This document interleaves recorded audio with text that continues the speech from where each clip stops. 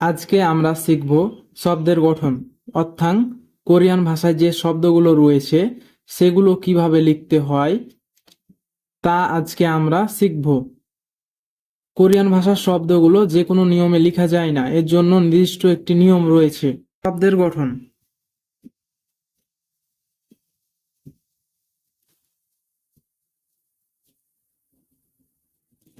Korean ভাষার শব্দগুলোর গঠন করার জন্য একটি নির্দিষ্ট ফরম্যাট ব্যবহার করতে হয়, সেটা হচ্ছে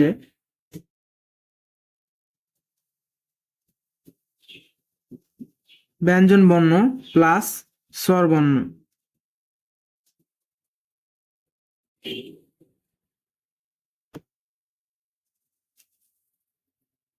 ব্যঞ্জন বর্ণ, ব্যঞ্জন বর্ণ প্লাস স্বরবর্ণ, নিচে ব্যঞ্জন বর্ণ। কোরিয়ান বর্ণগুলো উপরে লেখার সময় সর্বদা ব্যঞ্জন বর্ণ প্লাস স্বরবর্ণ লিখতে হবে। আমরা কখনোই ব্যঞ্জন বর্ণ প্লাস ব্যঞ্জন বর্ণ লিখতে পারবো না।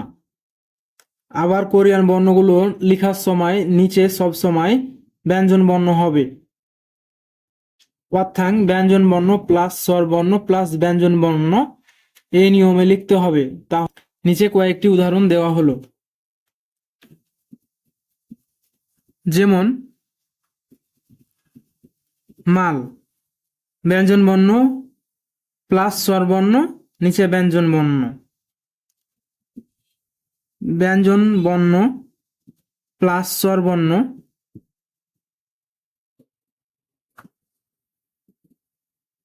ব্যঞ্জন বর্ণ নিয়মটি ব্যবহার করা হয়েছে।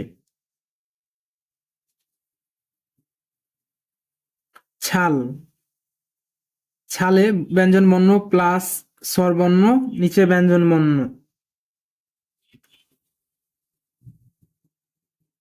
ব্যঞ্জন বর্ণ স্বরবর্ণ ব্যঞ্জন বর্ণ। শান,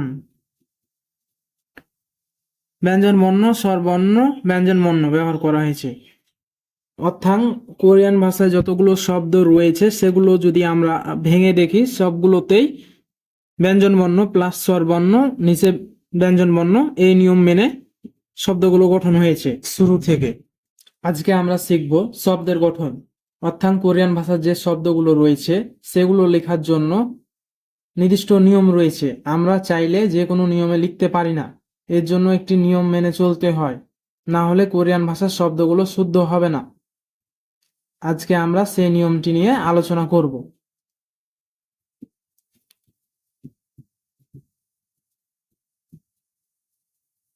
শব্দের গঠন। রুলস,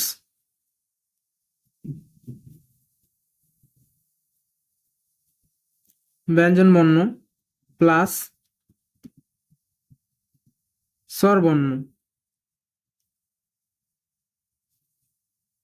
ব্যঞ্জন বর্ণ।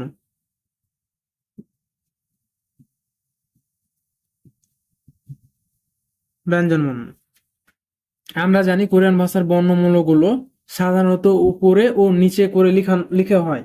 তো উপরে লেখার জন্য সবসময় ব্যঞ্জন বর্ণ প্লাস স্বরবর্ণ হবে এবং নিচের জন্য ব্যঞ্জন বর্ণ হবে।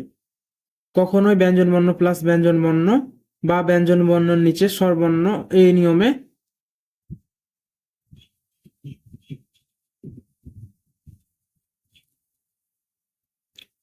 হানগুল,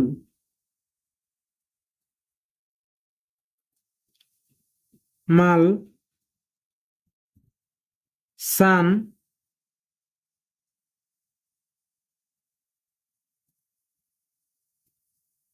ছাল। শব্দের গঠন। ব্যঞ্জন বর্ণ প্লাস স্বরবর্ণ নিচে ব্যঞ্জন বর্ণ। আমরা জানি কোরিয়ান ভাষার বর্ণমূলগুলোকে উপর ও নিচে করে লেখা হয়। উপরে সবসময় ব্যঞ্জন বর্ণ প্লাস স্বরবর্ণ হবে এবং নিচে ব্যঞ্জন বর্ণ প্লাস স্বরবর্ণ ভাগ নিচে ব্যঞ্জন বর্ণ হবে। কখনোই ব্যঞ্জন বর্ণ প্লাস স্বরবর্ণ ভাগ নিচে স্বরবর্ণ হবে না, আবার ব্যঞ্জন বর্ণ প্লাস ব্যঞ্জন বর্ণ ভাগ স্বরবর্ণ হবে না। যেমন হানগুল, হানগুল হিউত ব্যঞ্জন বর্ণ, আ স্বরবর্ণ, নিয়ন ব্যঞ্জন বর্ণ। এখানে উপরের নিয়মটি মেনে চলে। আবার মিউম, মিউম ব্যঞ্জন বর্ণ, আ স্বরবর্ণ, রিউল ব্যঞ্জন বর্ণ, এখানেও শব্দের গঠনের এই নিয়মটি মেনে চলে। ব্যঞ্জন বর্ণ প্লাস স্বরবর্ণ প্লাস নিচে ব্যঞ্জন বর্ণ নিয়মটি মেনে চলে। এভাবে আমরা যদি প্রতিটি কোরিয়ান শব্দগুলো ভেঙে দেখি, তাহলে প্রত্যেকটি কোরিয়ান শব্দই ব্যঞ্জনবর্ণ প্লাস স্বরবর্ণ নিচে ব্যঞ্জনবর্ণ এই নিয়মটি মেনে চলে। স্বরবর্ণ ব্যবহারের নিয়ম।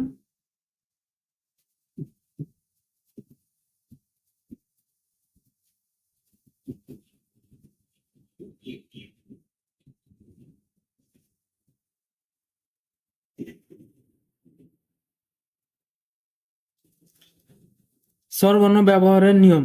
কোরিয়ান স্বরবর্ণ 10টি, তার মধ্যে 5টি ডানে বসবে, ব্যঞ্জন বর্ণের ডানে বসবে, এবং 5টি ব্যঞ্জন বর্ণের নিচে বসবে। ব্যঞ্জন বর্ণের ডানে বসবে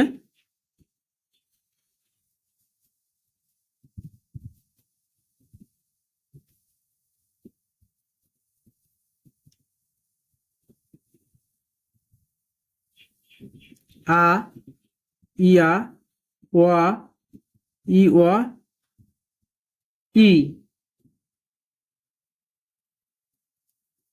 ব্যঞ্জন বর্ণের ডানে বসবে আ, ই আ, ওয়া, ই অ, ই। যেমন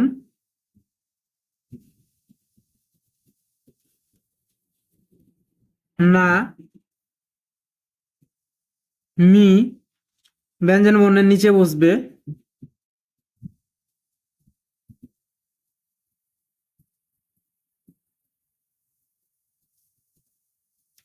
ব্যঞ্জন বর্ণের নিচে বসবে ও, ই ও, উ, ই উ, উ। যেমন দো,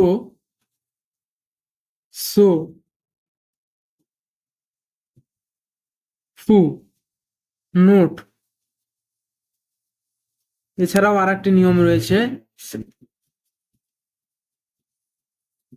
ব্যঞ্জন বর্ণের সাথে একাধিক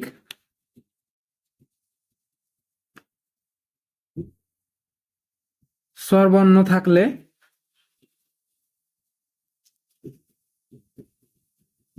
নিচের স্বরবর্ণটি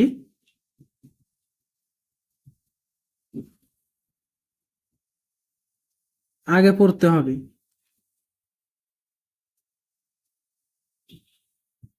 যেমন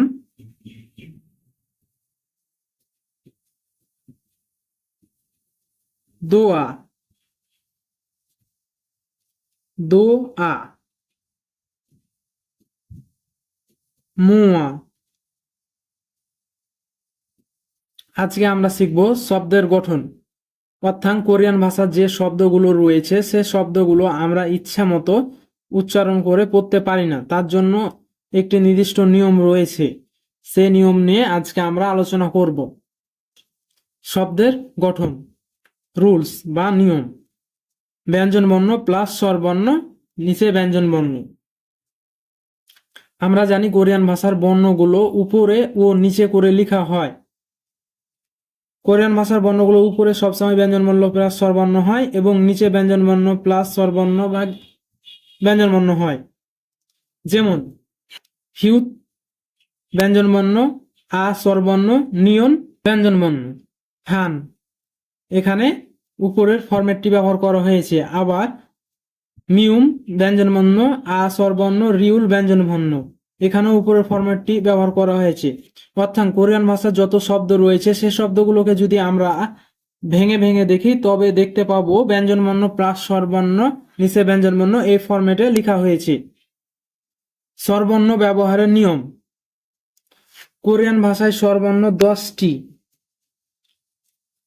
এ 10টি স্বরবর্ণ আবার ব্যঞ্জন বর্ণের সাথে দুইভাবে বসে। 5টি ব্যঞ্জন বর্ণের ডানে বসে এবং 5টি ব্যঞ্জন বর্ণের নিচে বসে। আ, ই আ, ওয়া, ই অ, ই। খাড়া স্বরবর্ণটি ব্যঞ্জন বর্ণের ডানে বসে। যেমন ব্যঞ্জন বর্ণ প্লাস স্বরবর্ণ না, ও, ই ও, উ, ই উ, উ। এই 5টি স্বরবর্ণ ব্যঞ্জন বর্ণের নিচে বসবে। যেমন ব্যঞ্জন বর্ণ স্বরবর্ণ দো, ব্যঞ্জন বর্ণ স্বরবর্ণ ফু, ব্যঞ্জন বর্ণ স্বরবর্ণ সো।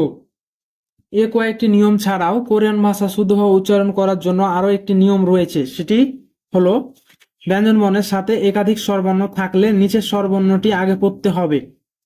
যেমন ব্যঞ্জন বর্ণ স্বরবর্ণ স্বরবর্ণ, এখানে একাধিক স্বরবর্ণ থাকার কারণে নিচের স্বরবর্ণটি আগে উচ্চারণ করতে হবে। এটার উচ্চারণ হবে দো আ। ব্যঞ্জন বর্ণ স্বরবর্ণ স্বরবর্ণ, এখানে উচ্চারণ হবে মু আ সো আ। অর্থাৎ ব্যঞ্জন বর্ণের সাথে একাধিক স্বরবর্ণ থাকলে নিচের স্বরবর্ণটি আগে উচ্চারণ করতে হবে, তাহলে সঠিক উচ্চারণ হবে, তাছাড়া সঠিক উচ্চারণ হবে না।